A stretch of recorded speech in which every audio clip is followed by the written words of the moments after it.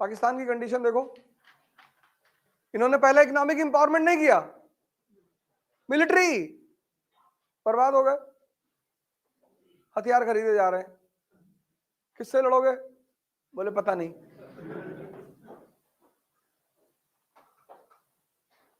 लेकिन चाइना ने 3 कंट्री साथ में पैदा हुई, पाकिस्तान 1947, इंडिया 1947, चाइना 1949, ये 3 कंट्रियां एक साथ पैदा हुई और ये आज सुपर पावर की रेस में है। और अगर मैं कहूं सुपर पावर है तो कोई बड़ी बात नहीं है, उसकी वजह है इसका नेतृत्व, उसके डिसीजंस। भाई तुम गांव में रहते हो, पटीदारों से झगड़ा चल रहा है, तुम्हारे पापा गांव छोड़ के भाग गए बंबई, 2 भाई 2 बहनों लेके चले गए, बोले भाड़ में जाए गांव। तुम्हारा मकान जमीन सब तुम्हारे रिलेटिव ने कब्जा कर लिया,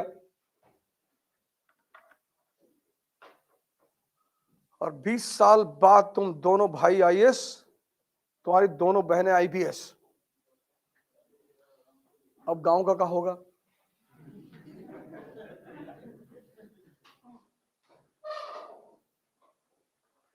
देखो जिंदगी में तुम्हें लड़ना तो है ही है, बचोगे तो है नहीं, लेकिन छोटी लड़ाइयां कभी मत लड़ना, छोड़ देना।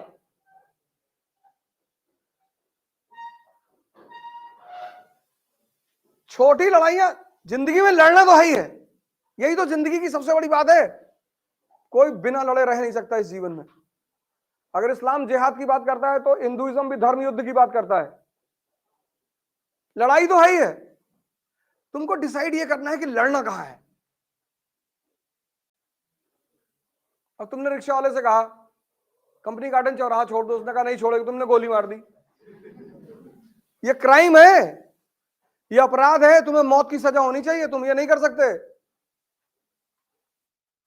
तुम नेशनल हाईवे का टेंडर लेने गए, 12,000 करोड़, कश्मीर से कन्याकुमारी,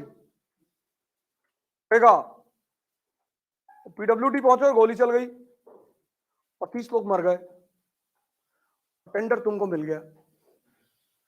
यह है स्ट्रगल फॉर एग्जिस्टेंस, यह अपराध नहीं है।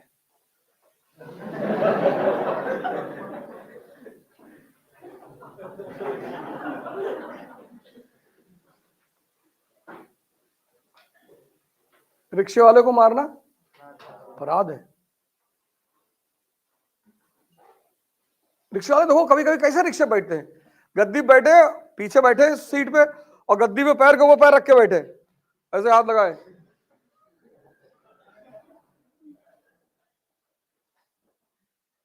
भैया ग्रीन पार्क तक छोड़ दो, नहीं छोड़ेंगे। अच्छा भैया गलती हो गई।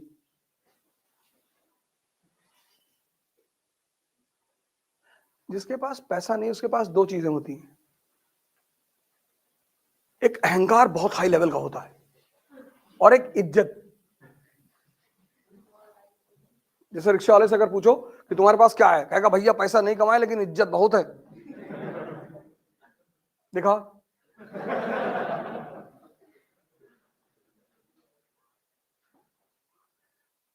तुम्हारी जिंदगी में कुछ खराब थोड़ी हुआ, तुम्हारे कॉन्सेप्ट्स खराब हो गए बस, और कुछ नहीं हुआ। तुम गलत चीजों के पीछे भाग रहे हो, भागना है, भागना है, लेकिन तुम गलत चीजों के पीछे भाग रहे हो। सोचना है, लेकिन तुम गलत चीजें सोच रहे हो। मुसलमानों की जनसंख्या बढ़ रही है, एक दिन पूरे देश पे वो कब्जा कर लेंगे, हमको जबरदस्ती मुसलमान बना देंगे। फर्जी, तुम इतने अंधे हो कि तुमको दिखाई नहीं पड़ता कि इजराइल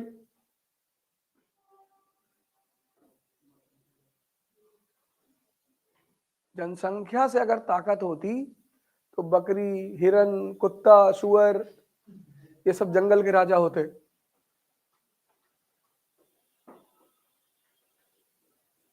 उल्टी सीधी बातें सोच रहे हो। ब्राह्मणों ने हम लोगों को बहुत सताया मध्यकाल में,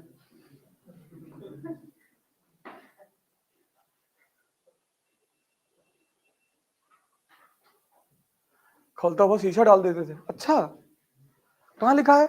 नहीं बबलू भैया बता रहे थे।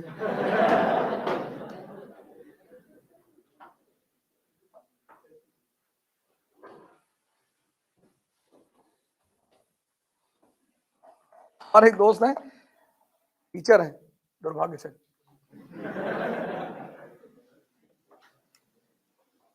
उनसे गए और अकबर जो है अवध ओझा, तुम इतना मुसलमान मुसलमान करते हो, तुमने इतिहास पढ़ा नहीं कायदे से।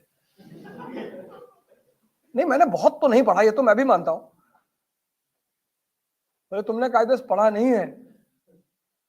अकबर अपने महल में हिंदू औरतों को कपड़े नहीं पहनने देता था।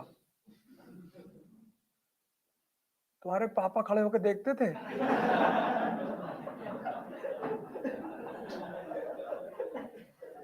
ये इंफॉर्मेशन तुमको कौन दिया?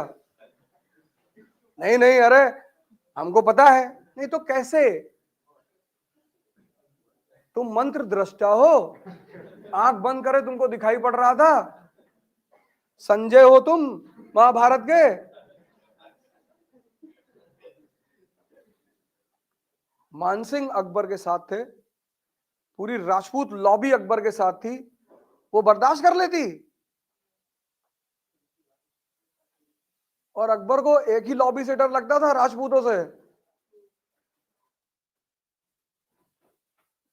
जब हरखा बाई से शादी हुई और हरखा बाई को राजपूत छोड़ने आए आगरा, तो हिंदू समाज में दामाद का कितना वैल्यू है?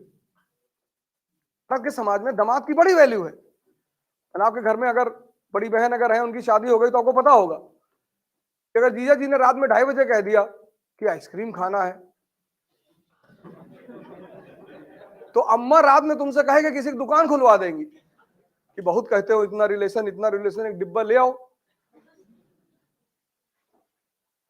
तो जब राजपूत छोड़ने आए आगरा, तो एक हाथी पागल हो गया, तो जाके उसके सामने खड़े हो गए।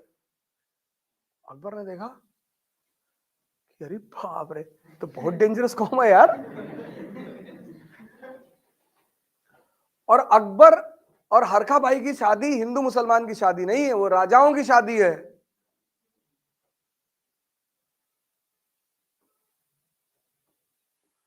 जाति धर्म क्षेत्र ये भिखमंगों के लक्षण है। राजा कहां बिलीव करता है इन सब चीजों में? अगर बिलीव कर ले तो राजा बन ही ना पाए।